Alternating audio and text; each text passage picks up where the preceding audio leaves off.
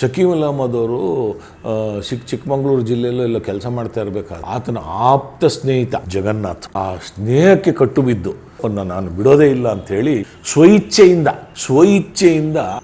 ನಾನು ಆತನ ನೋಡಿದಾಗ 90ನೇ ದಶಕದಲ್ಲಿ ನೋಡಿದಾಗ ಸಣ್ಣ ಹುಡುಗ ಇನ್ನು ನೋಡುವಾಗ ಕಾಲೇಜು ಹುಡುಗನಿದ್ದಂಗೆ ವಿದ್ಯಾರ್ಥಿನ ಮೀಸೆ ಸರಿಯಾಗಿ ಬರದೇ ಇದ್ದಂಥ ವಿದ್ಯಾರ್ಥಿ ಆತ ಸ್ವಇಚ್ಛೆಯಿಂದ ವೀರಪ್ಪನ ಕಾರ್ಯಾಚರಣೆಗೆ ನಾನು ಬರ್ತೀನಿ, ನನಗೆ MMLCಗೆ ವರ್ಗಾವಣೆ ಮಾಡಿ ಅಂತ ಕೇಳ್ಕೊಂಡು ಬರ್ತಾರೆ.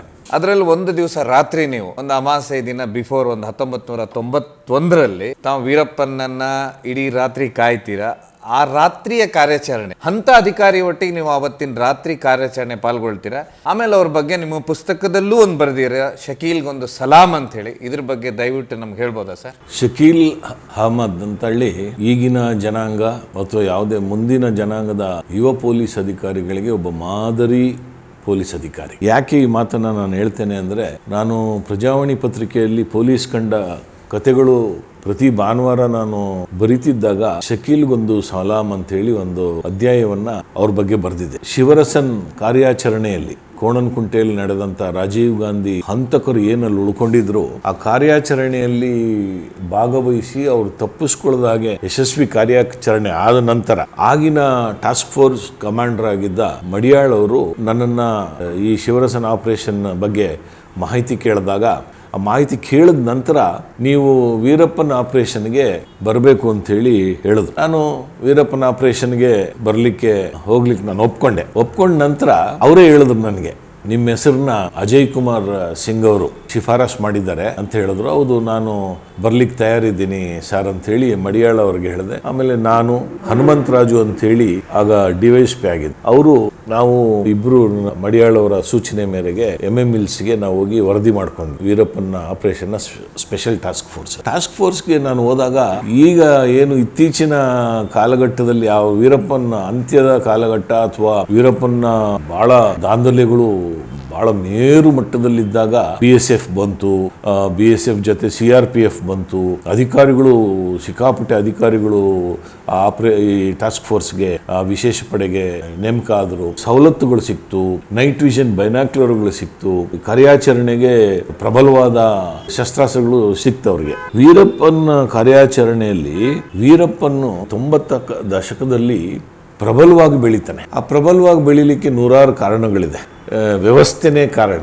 ಸಾಮಾನ್ಯ ಕಾಡುಗಳ ಅಂದರೆ ಕಾಡುಗಳಲ್ಲಿ ಸಿಗುವಂಥ ಶ್ರೀಗಂಧದ ಕಳ್ಳತನ, ಸೀಗೆಕಾಯಿ ಕಳ್ಳತನ, ಬರೀ ಅವನು ಶ್ರೀಗಂಧ ಚೋರ ಅಲ್ಲ, ಈ ಥರ ಮಾಡ್ತಾ ಬೆಳಿಲಿಕ್ಕೆ ಶುರು ಮಾಡಿದಾಗ ಅವನು ಆನೆದಂತದ ವಿಚಾರ ಬಂದಾಗ ಅದಕ್ಕೆ ಶಸ್ತ್ರಾಸ್ತ್ರಗಳನ್ನೆಲ್ಲ ಕೂಡಿಸಿದಾಗ ಮತ್ತೆ ವೀರಪ್ಪನ್ ಎಲ್ಲಿ ಸಿಕ್ಕಾಕೊಂಡ ಅಂತ ಹೇಳಿ ಮೊದಲ ಬಾರಿಗೆ ವೀರಪ್ಪನ ಬಗ್ಗೆ ಮಾಹಿತಿ ಬರೀ MMLCನವರಿಗೆ ಗೊತ್ತಿದ್ದು. ಅಲ್ಲಿ 2 ತಂಡ, ವೀರಪ್ಪನ ಒಂದು ತಂಡ, ವೀರಪ್ಪನ ವಿರೋಧಿ ತಂಡ ಒಂದು. ಇವರೆಲ್ಲ ಕಾಡುಗಳ್ರೆ. ಆ ಕಾಡುಗಳಲ್ಲಿ ರಾಜಕಾರಣಿಗಳ ಬೆಂಬಲ ಇತ್ತು ಅವ್ರಿಗೆಲ್ಲ. ಅದು ತಮಿಳುನಾಡಿನ ರಾಜಕಾರಣಿಗಳಾಗಲಿ ಅಥವಾ ಕರ್ನಾಟಕದ ರಾಜಕಾರಣಿಗಳಾಗಲಿ ಆ ಭಾಗದ ಮತದಾರರನ್ನು ಓಲೈಸಲಿಕ್ಕೆ ಇವರ ಬೆಂಬಲಗಳನ್ನು ಪಡಿತಾ ಇದ್ರು. ವೀರಪ್ಪನ್ನು ಕರ್ನಾಟಕದ ಗಡಿ ಪ್ರದೇಶದ ಗೋಪಿನಾಥಮ್ಮು, ಈ ಭಾಗದಲ್ಲಿ ಹೊಸೂರು ಅಂತೇಳಿ ಈ ಥರ ತುಂಬ ಜಾಗಗಳಲ್ಲಿದೆ. ವೀರಪ್ಪನ ಬೆಳೆದ್ಬಿಟ್ಟ. ಆ ತಂಡದ ಬಗ್ಗೆ ಈ ತಂಡ ಪೊಲೀಸರಿಗೆ ಮಾಹಿತಿ ಕೊಟ್ಟು ಅವ್ರು ನಡೆಸೋದು ಇದು ಆಗ್ತಾ ಇರಬೇಕಾದ್ರೆ ಇವನು ಶ್ರೀಗಂಧದ ಕಳ್ಳ ಸಾಗಾಣಿಕೆಗೆ ಬಹಳ ದೊಡ್ಡ ಮಟ್ಟಕ್ಕೆ ಇಳಿದ. ಶ್ರೀಗಂಧದ ಕಳ್ಳ ಸಾಗಾಣಿಕೆಗೆ ಇವನು ಬೆಂಗಳೂರಿಗೆ ತಂದು ಸರಬರಾಜು ಮಾಡ್ತಾ ಇದ್ದ. ಬೆಂಗಳೂರಿಗೆ ನಮ್ಗೆ ಕೆಲವ್ರಿಗೆ ಆಶ್ಚರ್ಯ ಆಗ್ಬೋದು, ಎಲ್ಲಿಗೆ ಸರಬರಾಜು ಮಾಡ್ತಾ ಇದ್ದಂತ. ಅವೆನ್ಯೂ ರಸ್ತೆಗೆ ತಂದು ಸರಬರಾಜು ಮಾಡ್ತಾ ಇದ್ದ. ಆ ಕೆತ್ತನೆ ಕೆಲಸ ಮಾಡೋರಿಗೆ, ಗುಡಿಗಾರರಿಗೆ, ಇವರಿಗೆಲ್ಲ ಕೊಡ್ಲಿಕ್ಕೆ ಇದನ್ನ ಮಾಡ್ದ. ಆ ನಂತರ ಅವನು ದಂತಚೋರ ಆದ. ಈ ಜಗಳಗಳು, 2 ಗುಂಪಿನ ಒಳಜಗಳಗಳು, ಇವ್ರನ್ನ ಹಿಡಿಸೋದು ಮಾಡಬೇಕಾದ್ರೆ ವೀರಪ್ಪನಿಗೆ ಎದುರು ಯಾರೋ ಒಂದು ತಂಡ ಇರುತ್ತಲ್ಲ, ಆ ತಂಡದವರು ಒಂದು ಮಾಹಿತಿ ಕೊಡ್ತಾರೆ. ವೀರಪ್ಪನ್ ಬಂದು ಬೆಂಗಳೂರಲ್ಲಿ ಬರ್ತಾನೆ, ಬಂದು ಅವೆನ್ಯೂ ರಸ್ತೆಯಲ್ಲಿ ಗಂಧ ಮಾರ್ಬಿಟ್ಟು ಸಿದ್ದಾಪುರದ ಬಹಳ ದೊಡ್ಡ ಗಂಧ ಸಾಗಾಣಿಕೆಕಾರ ಅವನಿಗೆ ಅಲ್ಲೆಲ್ಲ ಮಾರಾಟ ಮಾಡ್ತಾರೆ. ಅಲ್ಲಿಗೆ ದುಡ್ಡಿಗೆ ಬರ್ತಾನೆ. ವಂಶವೇ ಶ್ರೀಗಂಧ ದಂತಚೋರರು, ಈ ಮೇಡಿ ಮಲ್ಸಂದ್ರ ಈ ಕಡೆ ಎಲ್ಲ ಬೆಂಗಳೂರಿನ ಗ್ರಾಮಾಂತರ ಪ್ರದೇಶದಲ್ಲಿ ಅವರುಗಳದ್ದು ಪ್ರಾಬಲ್ಯ ಇತ್ತು. ಅಲ್ಲೆಲ್ಲ ಮುಚ್ಚಿಡೋರು. ಅದ್ರ ಜೊತೆಗೆ ಈ ಕೆತ್ತನೆ ಕೆಲಸ ಮಾಡೋರ್ಗೂ ಇದನ್ನ ಸರಬರಾಜು ಮಾಡ್ತಾ ಇದ್ರು. ಆವಾಗ ಹೇಳಿದ್ರು ಬೆಂಗಳೂರಿನ ಬಸ್ ಸ್ಟ್ಯಾಂಡ್ ಎದುರುಗಡೆ ಒಂದು ಹೋಟ್ಲಿತ್ತು, ಲಾರ್ಡ್ಸ್ ಅಂತ ಒಂದು ಹೋಟ್ಲು. ಆ ಲಾರ್ಡ್ಸ್ ಹೋಟ್ಲಲ್ಲಿ ಈ ಹಂದಿ ಮಾಂಸದ ಖಾದ್ಯಗಳನ್ನು ಭಾಳ ಚೆನ್ನಾಗಿ ಮಾಡ್ತಾಯಿದ್ರು ಅಂತ ಮಾಹಿತಿ. ಈಗ ಹೋಟ್ಲು ಮುಚ್ಚಿದ್ದಾರೆ, ಅದು ಲಾರ್ಡ್ಸ್ ಹೋಟ್ಲು ಅಂಥೇಳಿ. ಅದು ಕೊಡವರೇ ನಡೆಸ್ತಾ ಇದ್ದಂಥ ಹೋಟ್ಲು. ಭಾಳ ಈ ಹಂದಿ ಮಾಂಸಕ್ಕೆ ಭಾಳ ಹೆಸರುವಾಸಿ ಹೋಟೆಲ್ ಅದು. ಅಲ್ಲಿ ವೀರಪ್ಪನ್ ಊಟ ಮಾಡ್ತಾ ಇರಬೇಕಾದ್ರೆ ಆ ಮಾಹಿತಿದಾರರ ತಂಡ ಇಲ್ಲಿ ಮಾಹಿತಿ ಕೊಟ್ಬಿಡ್ತು ಉಪ್ಪಾರಪೇಟೆ ಪೊಲೀಸ್ ಠಾಣೆ. ಉಪ್ಪಾರಪೇಟೆ ಪೊಲೀಸ್ ಠಾಣೆಗೆ ಮಾಹಿತಿ ಕೊಟ್ಟಾಗ ಪೊಲೀಸ್ನವ್ರು ಹಿಡ್ಕೊಂಡಾಗ ವೀರಪ್ಪನ್ ಏನಾದ, ಹಿಡ್ಕೊಂಡ್ಮೇಲೆ ವೀರಪ್ಪನ್ ಅಂತ ವ್ಯಕ್ತಿ ಈ ಫೋಟೋ ಸಿಕ್ಕಿದ್ದೇ ಮೊದಲನೇ ಫೋಟೋ ಉಪ್ಪಾರಪೇಟೆಯಲ್ಲಿ ತೆಗೆದಿರೋದೆ. ಅದನ್ನೆಲ್ಲ ಆಮೇಲೆ ಎಲ್ಲರೂ ವೀರಪ್ಪನ್ ಹಾಗೆ ಹೀಗೆ ಅಂತ ಕಥೆಗಳು ಬರಕ್ಕೆ ಶುರು ಆಯ್ತಲ್ಲ, ಅಲ್ಲಿ ಆಮೇಲೆ ವೀರಪ್ಪನ್ನು ಹಿಡ್ಕೊಂಡು ಹೋದಾಗ ಆತನ್ನ ವಿಚಾರಣೆ ಮಾಡಿ ತನಿಖೆ ಮಾಡಬೇಕಾ, ಈ ಥರ ಎಲ್ಲ ವಿಷಯಗಳು ಬಂತು. ಪಾಟೀಲ್ ಅವರು ಇದ್ರು, ಉತ್ತಪ್ಪ ಅವರಿದ್ರು, ಆಮೇಲೆ ತುಂಬ ಜನ ಪೊಲೀಸ್ ಅಧಿಕಾರಿಗಳು ಆವಾಗ ಕೆಲಸ ಮಾಡಿದವರು ಇವ್ರನ್ನೆಲ್ಲ ಹಿಡಿದಾಗ ವೀರಪ್ಪನ್ ಸಿಕ್ಕಾಕೊಂಡ ವೀರಪ್ಪನ್ ಏನು ಮಾಡಬೇಕು ಅಂತ ಬಂದಾಗ ಅವನ ಕೇಸುಗಳೆಲ್ಲ ಅಲ್ಲಿ MMLs ಅಲ್ಲಿ ಸುತ್ತಮುತ್ತಲಲ್ಲಿ ಇದೆ. ಮೈಸೂರು ಅವಾಗ ಚಾಮರಾಜನಗರ ಜಿಲ್ಲೆ ಇರಲಿಲ್ಲ, ಮೈಸೂರು ಜಿಲ್ಲೆಯ ಪೊಲೀಸ್ ಅಧಿಕಾರಿಗಳಿಗೆ ಇರಬೇಕು. MMLsನ ಪೊಲೀಸರು, ರಾಮಾಪುರ ಪೊಲೀಸರು, ಇವರು ಆ ಕೇಸುಗಳು ಕೊಡಬೇಕಾದ್ರೆ ಇದು ವಿಶೇಷ ತಂಡ ಹೊಂದಿತ್ತು. ಅರಣ್ಯ ಪೊಲೀಸರು, ನಮ್ಮ ಪೊಲೀಸರೇ ಅದಕ್ಕೆ ಫಾರೆಸ್ಟ್ ಸ್ಕ್ವಾಡ್ ಅಂತ ಹೇಳ್ತಾ ಇದ್ರು. ಆ ಫಾರೆಸ್ಟ್ ಸ್ಕ್ವಾಡ್ ಕೊಡಬೇಕು ಅಂತೇಳಿ ತೀರ್ಮಾನ ಮಾಡಿ ವೀರಪ್ಪನ್ನ ಅವ್ರ ವಶಕ್ಕೆ ಕೊಟ್ಟರು. ಅರಣ್ಯ ಇಲಾಖೆಯ ಅತಿಥಿ ಗೃಹ ಬೂದಿ ಪಡ್ಲಗದ ಇದರೊಳಗೆ ಇಟ್ಟರು. ವಿಚಾರಣೆ ಮಾಡಿ ಬಹಳಷ್ಟು ಮಾಹಿತಿ ಕೊಟ್ಟರು.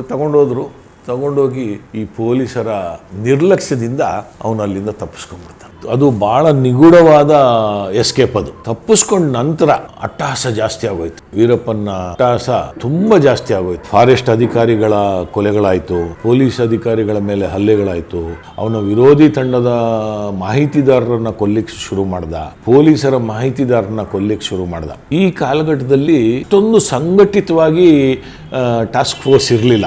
ವೀರಪ್ಪನ ಹಿಡಿಬೇಕು ಅಂಥೇಳಿ ಆ ಜಿಲ್ಲೆಯ ಪೊಲೀಸರು ತುಂಬ ಜನ ಅಲ್ಲಿ SP-ಗಳಾಗಿದ್ದವರೆಲ್ಲ ಅಲ್ಲಿ ಆ ಭಾಗದಲ್ಲಿ ಕೆಲಸ ಮಾಡ್ತಾ ಇದ್ದವರು ಇವ್ರ ಹಿಂದೆ ಬಿದ್ದು ಇಷ್ಟೊಂದು ಸಂಘಟಿತವಾಗಿರಲಿಲ್ಲ. ತಪ್ಪಿಸ್ಕೊಂಡ್ಮೇಲೆ ಅದು ಪೊಲೀಸ್ಗೆ ಒಂದು ಮರ್ಮಾಘಾತ. ಅವನು ವೀರಪ್ಪನ್ ತಪ್ಪಿಸ್ಕೊಂಡಿದ್ದಿದೆಯಲ್ಲ, ಪೊಲೀಸರಿಗೆ ಆಘಾತಕಾರಿನೂ ಹೌದು, ಮರ್ಮಾಘಾತನೂ ಹೌದು, ಅಪಮಾನಕರವಾದ ವಿಷಯನೂ ಹೌದು. ಆವಾಗ ಇವ್ರನ್ನ ಹಿಡಿಲೇಬೇಕು ಅಂತ ತಂಡಗಳು ರಚನೆ ಆಯಿತು. ಜಿಲ್ಲೆಯ ತಂಡ, ಸ್ಪೆಷಲ್ ಟಾಸ್ಕ್ ಫೋರ್ಸ್ ಒಂದು ತಂಡ, CIDಯಿಂದ ಒಂದು ವಿಶೇಷವಾದ ತಂಡ, ಸ್ಪೆಷಲ್ ಬ್ರಾಂಚ್ನ ಕೆಲವು ಪೊಲೀಸರು ಮಾಹಿತಿ ಸಂಗ್ರಹಿಸ್ತಾರೆ. ಈ ಥರ ಎಲ್ಲ ಇತ್ತು. ಆ ಕಾಲಘಟ್ಟದಲ್ಲಿ ಏನಾಯಿತು, ಗೋಪಿನಾಥಂ ಅವನು ಹುಟ್ಟೂರು, ವೀರಪ್ಪನ ಹುಟ್ಟೂರು. ಗೋಪಿನಾಥಮ್ದು ಭೌಗೋಳಿಕ ಸ್ಥಿತಿ ಆಗಿದೆ ಅಂದರೆ ಕಾವೇರಿ ನದಿ ಹರಿಯುತ್ತೆ. ಕಾವೇರಿ ನದಿ ಹರಿಯೋದು ಕರ್ನಾಟಕದಲ್ಲಿ ಹರಿದು ಅಲ್ಲಿ ಹೋಗುತ್ತೆ. ಆ ಜಲಪಾತ ಬೀಳೋ ಜಾಗ ಕರ್ನಾಟಕದ್ದು. ಗೋಪಿನಾಥಂ ಇವನು ಇದ್ದದ್ದು ಊರು ಕರ್ನಾಟಕ. ಜಲಪಾತ ಬೀಳುತ್ತಲ್ಲ, ಈ ಕಣಿವೆಗೆ ಬೀಳ್ತದಲ್ಲ, ಆ ಕಣಿವೆ ತಮಿಳುನಾಡು, ಅದು ಹೊಗೇನಕಲ್ಲು. ಆ ದಂಡೆ ಹೊಗೇನಕಲ್ಲು, ಈ ದಂಡೆ ಕರ್ನಾಟಕ. ಗೋಪಿನಾಥಂ, ಈ ಗೋಪಿನಾಥಂ ಇಂದ ಹೊಗೇನಕಲ್ಲಿಗೆ ಬಹಳ ಹತ್ತಿರದ ದಾರಿ. ನಾವು MMLs ಇಂದ ಹೋಗ್ಬೇಕಾದ್ರೆ ಇದು ಮೆಟ್ಟೂರು ಕಡೆಯಿಂದ ಹೋಗ್ಬೇಕು, ಒಂದು ಹೆಚ್ಚು ಕಡಿಮೆ 70 ಕಿಲೋಮೀಟರ್ ತನಕ ಆಗ್ಬಿಡುತ್ತೆ. ಗೋವಿಂದಪಾಡಿ, ಅಲ್ಲಿಂದ ಮೆಟ್ಟೂರಿಂದ ಈ ಕಡೆಯಿಂದ ಬಂದರೆ ಪೆನ್ನಾಗರ, ಆ ಕಡೆಯಿಂದ ಬರಬೇಕಾಗುತ್ತೆ. ಈ ಸಂದರ್ಭದಲ್ಲಿ ಇವ್ರಿಗೊಂದು ಮಾಹಿತಿ ಬರುತ್ತೆ, ವೀರಪ್ಪನ್ ಗೋಪಿನಾಥಂಗೆ ಭೇಟಿ ಕೊಟ್ಟಿದ್ದಾನೆ, ಗೋಪಿನಾಥಂ ಮನೆಗೆ ಬಂದಿದ್ದಾನೆ ಅಂತ, ಅಥವಾ ಹೊಗೇನಕಲ್ ಹತ್ರ ಬಂದಿದ್ದಾನೆ ಅಂತ ಒಂದು ಮಾಹಿತಿ. ಆಗ ಆ ತಂಡದಲ್ಲಿ ಕೃಷ್ಣೆ ಅರಸ್ ಅಂತೇಳಿ ನನ್ನ ತಂಡದ ಒಬ್ಬ ಪೊಲೀಸ್ ಅಧಿಕಾರಿ, ದಿನೇಶ್ ಅಂತ ಒಬ್ಬ ಪೊಲೀಸ್ ಅಧಿಕಾರಿ, ರಾಮಲಿಂಗು ಅಂತ ಒಂದು ಪೊಲೀಸ್ ಅಧಿಕಾರಿ, ಶಂಕರ್ ಅಂತ, ರಾಮಲಿಂಗು ನನ್ನ ಬ್ಯಾಚು, ಕೃಷ್ಣೆ ಅರಸ್ ಅವರು ನನ್ನ ಬ್ಯಾಚು, ಆಮೇಲೆ ಶಂಕರ್ ಅಂತ ಒಬ್ಬ ಪೊಲೀಸ್ ಅಧಿಕಾರಿ, ಮತ್ತು ಚಂದ್ರಪ್ಪ ಅಂತ ಪೊಲೀಸ್ ಅಧಿಕಾರಿ. ಇವ್ರ ತಂಡ ಮತ್ತು KSRPಯ ವಿಶೇಷ ಟಾಸ್ಕ್ ಫೋರ್ಸು ಇರುತ್ತೆ. ಈ ತಂಡ ಅಲ್ಲಿ ಹೋಗುತ್ತೆ. ಆಮೇಲೆ ವೀರಪ್ಪನ ಚಲನವಲನಗಳನ್ನ ಗಮನಿಸ್ತಾ ಇರ್ತಾರೆ. ಹಳ್ಳಿಗಳಲ್ಲಿ ಕೆಲವರು ಮಾಹಿತಿದಾರರು ಇರ್ತಾರೆ, ತಮಿಳುನಾಡಲ್ಲೂ ಮಾಹಿತಿದಾರರು ಇರ್ತಾರೆ. ತಮಿಳುನಾಡು ಪೊಲೀಸರು ಒಂದು ತಂಡ ಮಾಡಿರ್ತಾರೆ. ಆ ತಮಿಳುನಾಡು ಪೊಲೀಸರಿಗೂ ನನ್ನ ಪ್ರಕಾರ ಆಗಿನ ಆ ಕಾಲಘಟ್ಟದಲ್ಲಿ ಮಾಡ್ತಾ ಇದ್ರು. ಅವ್ರ ಮಾಹಿತಿದಾರರೇ ಬೇರೆ ಇದ್ರು, ಇವ್ರ ಮಾಹಿತಿದಾರರೇ ಬೇರೆ ಇದ್ರು.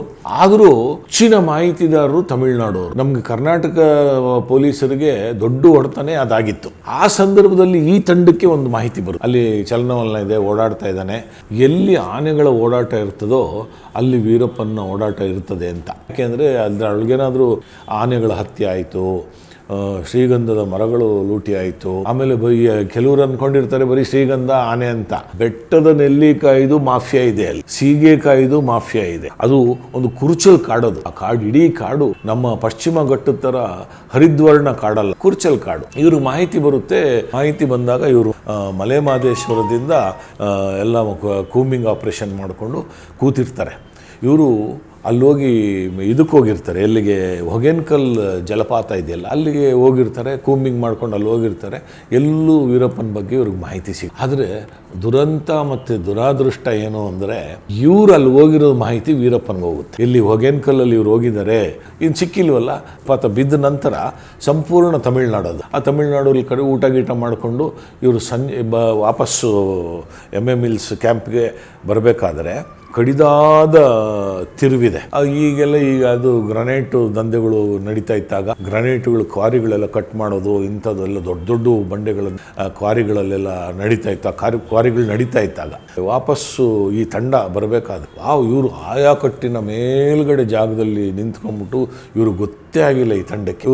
ಇವ್ರನ್ನ ಆಂಬುಷ್ ಮಾಡಿ, ಆಂಬುಷ್ ಅಂದರೆ ಈ ಗೆರಿಲ್ಲ ಯುದ್ಧ ಥರ ಕಾದು ಕೂತಿರ್ತಾರೆ, ಗೊತ್ತೇ ಆಗಲ್ಲ ಕಾಡಿನ ಮಧ್ಯ. ಬಂದು ಹತ್ರ ಇವರು ಫೈರಿಂಗ್ ರೇಂಜಿಗೆ ಸಿಗ್ತಾರೆ ಅಂತ ಗೊತ್ತ ತಕ್ಷಣ ಅವರು ಫೈರಿಂಗ್ ಶುರು ಮಾಡಿಬಿಡ್ತಾರೆ. ಕೆಲವರೆಲ್ಲ ಕೇಳ್ಬೋದು, ಏನು ಸರ್ ನಿಮ್ಮ ಹತ್ರ ವೆಪನ್ ಇರಲ್ವಾ, ಪೊಲೀಸರು ಫೇಲ್ಯೂರ್ ಆಗಲಿಲ್ವಾ, ಏನು ಸರ್ ಕರ್ನಾಟಕ ಪೊಲೀಸ್ ಹಿಂಗೆ, ತಮಿಳ್ನಾಡು ಪೊಲೀಸ್ ಹಿಂಗೆ, ಈ ಪೊಲೀಸ್ ಆಗಿದ್ರೆ ಹೊಡೆದಿರೋರು, ಮಿಲಿಟ್ರಿ ಆಗಿದ್ರೆ ಹೊಡೆದಿರೋರು ಅಂತ. ಫೈರಿಂಗ್ ಆ ನಾಲೆಡ್ಜ್ ಇದೆಯಲ್ಲ, ಅದು ಆ ಬೇಟೆಗಾರನ ನಾಲೆಡ್ಜೇ ಬೇರೆ, ಪೊಲೀಸನ ನಾಲೆಡ್ಜೇ ಬೇರೆ. ಅದರೊಳಗೆ ಬೇರೆ ಬೇರೆಯೇ ನಾಲೆಡ್ಜ್ ಇರುತ್ತೆ. ಅದು ಏನಂದರೆ ಆ ತಿಳುವಳಿಕೆ ಏನಂದರೆ ಮೇಲ್ಗಡೆ ಇರೋನಿಂದ ಫೈರ್ ಮಾಡ್ತಾನಲ್ಲ ಅದು ಭಾಳ ಎಫೆಕ್ಟಿವ್ ಇರುತ್ತೆ. ಕೆಳಗಡೆಯಿಂದ ಫೈರ್ ಮಾಡೋದಿದೆಯಲ್ಲ ಅಷ್ಟು ಎಫೆಕ್ಟಿವ್ ಇರಲ್ಲ. ಇವ್ರೇನು ಮಾಡ್ತಾರೆ, ಈ ಜೀಪಲ್ಲಿ ಬರ್ತಾ ಇರ್ತಾರೆ, ಫೈರಿಂಗ್ ಆಗ್ಬಿಡುತ್ತೆ. ಫೈರಿಂಗ್ ಆದಾಗ ಅಲ್ಲಿ ಇವರು ಪೊಲೀಸರಿಗೆ ಸಿಕ್ಕಾಪಟ್ಟೆ ಇದು ಕ್ಯಾಶುಯಾಲಿಟಿ ಆಗುತ್ತೆ. ಆ ಕ್ಯಾಶುಯಾಲಿಟಿಲಿ ರಾಮಲಿಂಗು ತೀರೋಗ್ತಾರೆ, ಆಮೇಲೆ ಜಗನ್ನಾಥನ್ ತೀರೋಗ್ತಾರೆ, ದಿನೇಶ್ ತೀರೋಗ್ತಾರೆ, ಆಮೇಲೆ ಶಂಕರ್ ಅಂಥೇಳಿ ತೀರೋಗ್ತಾರೆ. ಚಂದ್ರಪ್ಪ ಅವರಿಗೆ ಗುಂಡು ಬೀಳುತ್ತೆ. ಕೃಷ್ಣ ಅರಸು ಇವ್ರನ್ನೆಲ್ಲ ಎತ್ಕೊಂಡು ಇವರು ಫೈರ್ ಮಾಡ್ತಾರೆ. ಇವ್ರಿಗೆ ಎಷ್ಟೋ ಫೈರಿಂಗ್ ವಾಪಸ್ ಫೈರ್ ಮಾಡ್ತಾರೆ, ಆದರೆ ಅವ್ರು ಯಾರಿಗೂ ತಗೊಳ್ಳೋದಿಲ್ಲ. ಎಲ್ಲ ಬಂಡೆ ಮರೆ ಇರ್ತಾರೆ, ಅಲ್ಲಿಂದ ಅವ್ರು ಹಾಗೆ ಕಾಡೊಳಗಡೆ ಎಸ್ಕೇಪ್ ಆಗಿಬಿಡ್ತಾರೆ. ಆಗ ಇದು ದೊಡ್ಡ ವಿಷಯ ಆಗಿಬಿಡುತ್ತೆ. ಏನು ಇಡೀ ರಾಷ್ಟ್ರದಲ್ಲಿ ಭಾಳ ಸಂಚಲನ ಮೂಡಿಸ್ಬಿಡುತ್ತೆ. ಪೊಲೀಸರ ಅಸ್ತಿತ್ವದ ಬಗ್ಗೆ ಮಾತುಕತೆಗಳು ಶುರು ಆಗಿಬಿಡುತ್ತೆ, ಸರ್ಕಾರದ ಅಸ್ತಿತ್ವದ ಬಗ್ಗೆ ಮಾತುಕತೆಗಳು ಶುರುವಾಗುತ್ತೆ. ಎರಡೂ ಸರ್ಕಾರವನ್ನು ಖಂಡಿಸಿ ಮಾತಾಡ್ತಾರೆ, ಎರಡೂ ರಾಜ್ಯದ ಪೊಲೀಸರನ್ನು ಖಂಡಿಸಿ ಮಾತಾಡ್ತಾರೆ. ನಿಮ್ಮಲ್ಲಿ ಇದಿಲ್ಲ, ಒಡಂಬಡಿಕೆ ಇಲ್ಲ, ನೀವು ಶಕ್ತಿಹೀನರಾಗಿದ್ದೀರಿ, ಈ ಥರ ಎಲ್ಲ ಮಾತುಕತೆಗಳಾಗುತ್ತೆ. ಆಗ ಈ ಚಂದ್ರಪ್ಪ ಮತ್ತು ಕೃಷ್ಣ ಅರಸು ಇವ್ರನ್ನೆಲ್ಲ ತಗೊಂಡು ಆಸ್ಪತ್ರೆಗೆ ತರ್ತಾರೆ, ಮಲೆ ಮಹದೇಶ್ವರ ಬೆಟ್ಟಕ್ಕೆ ತರ್ತಾರೆ. ಕೆಲವರು ಗಾಯಾಳುಗಳು ಬದುಕೊಂತಾರೆ. ಕೃಷ್ಣ ಅರಸು ಅವ್ರ ಸಾಹಸನೂ ಅಪ್ರತಿಮವಾದ ಸಾಹಸ. ಅವ್ರ ಎದೆಗುಂದೇನು ಓಡೋಗಲಿಲ್ಲ, ಅಥವಾ ಚಂದ್ರಪ್ಪನವ್ರು ಗಾಯ ಆದ್ರೂ ಏನೂ ಆಗಲಿಲ್ಲ. ಅವರೆಲ್ಲ ಪೊಲೀಸ್ ಇಲಾಖೆಗೆ ಒಂದು ಘನತೆ ತಂದಂಥ ಪೊಲೀಸ್ ಅಧಿಕಾರಿಗಳು. ಅದರೊಳಗೆ ಇಬ್ಬರು ನನ್ನ ತಂಡದವರು, ರಾಮಲಿಂಗು ಮತ್ತು ಕೃಷ್ಣ ಅರಸು. ಇದು ಎಲ್ಲ ಆದ ನಂತರ ದಿನೇಶು ಎಮ್ ಎ ಮಿಲ್ಸ್ನ ಸಬ್ ಇನ್ಸ್ಪೆಕ್ಟರ್, ಜಗನ್ನಾಥು ಅಲ್ಲಿ ವಿಶೇಷ ಕರ್ತವ್ಯಕ್ಕೆ ಹೋಗಿದಂಥ ಮೈಸೂರು ಜಿಲ್ಲೆಯ ಪೊಲೀಸ್ ಅಧಿಕಾರಿ.